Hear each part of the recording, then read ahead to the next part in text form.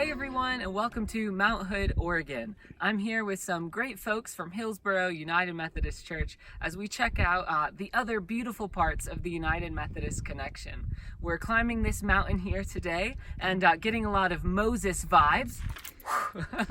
We worked that out, don't worry. So I'm very excited to be here with the folks and exploring these beautiful Methodist places.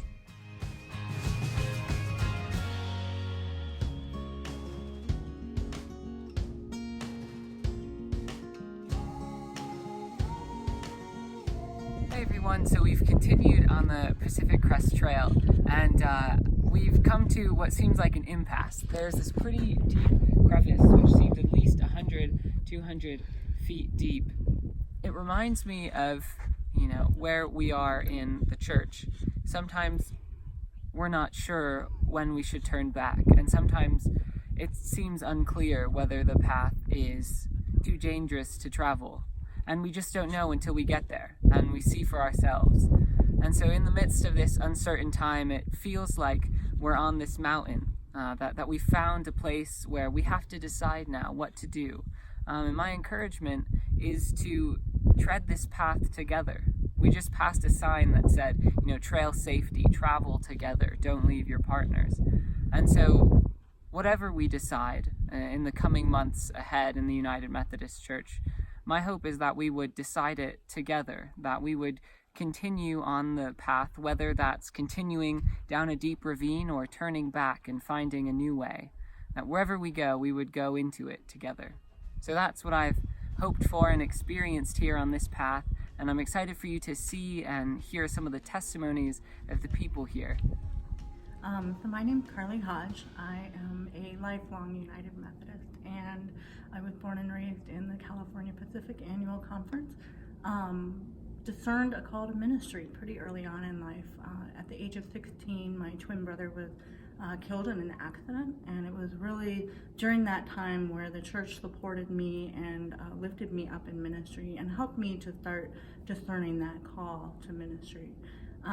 So I pursued a seminary education in Kansas City, Missouri, and during seminary I ended up meeting my future wife, and that changed the trajectory of how I understood myself as a person called to ministry and my relationship with the United Methodist Church. So even at that point, I was a certified candidate in the CalPAC conference. I withdrew myself from the ordination process just to further discern my call in my relationship with the United Methodist Church at that time. I recently have come back to the United Methodist Church after a hiatus away and have felt more than welcomed as a person who is called to ministry and living out my call as a hospital chaplain, hospice chaplain, and am pursuing the ordination process once again with the blessing of my home church here now at Hillsboro United Methodist Church in Oregon.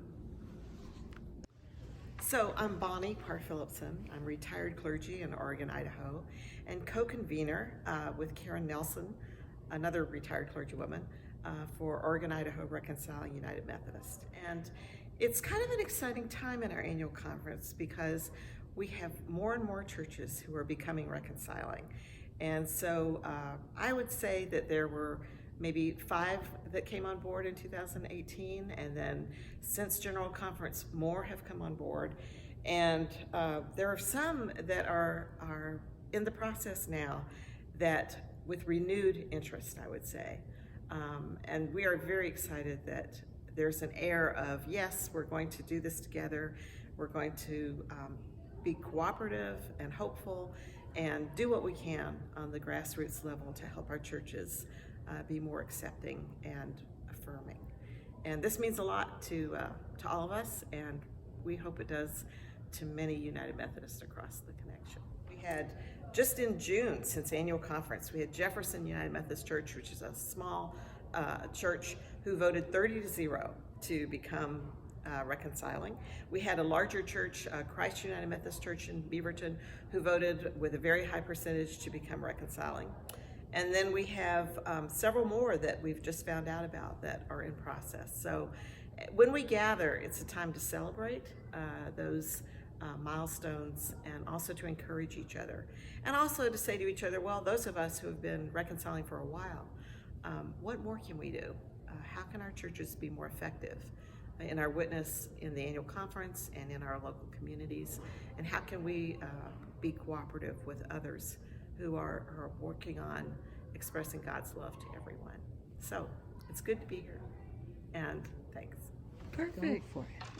Hi, I'm Renee Cornwell, and I attend Morningside United Methodist Church, which has been a reconciling congregation since 1995. I'm Jan Nelson, and we've been together for 25 years, and I also attend Morningside, and we're excited to be part of a reconciling congregation, but it's so exciting to see all the new congregations that are exploring, that are coming on board, that are voting 90% for reconciling, and some of the small and more rural churches that are really getting into this, and that really gives me hope that I don't know what the future is going to be for the whole denomination, but there's lots of people from all places, everywhere, that are just getting with it. Yep. And it's really gratifying to be in a conference that is supportive, and have a bishop that is supportive, Yes. and a whole jurisdiction that is not as unanimous as you might think, but is definitely in support of equality and Equality love and grace fairness and grace. Yeah. Yeah. Beautiful. Hi, I'm Marilyn Belcher. I attend Corvallis United Methodist Church in the central western part of Oregon. We have been a reconciling congregation for over 25 years, I'm guessing 27. And that is exactly why we attend that church, because it is a reconciling congregation. I am also the resource person for the Oregon-Idaho Reconciling United Methodists. And we have helped lead many churches here in Oregon and in Idaho to become reconciling congregations. And I just have one thing to tell you.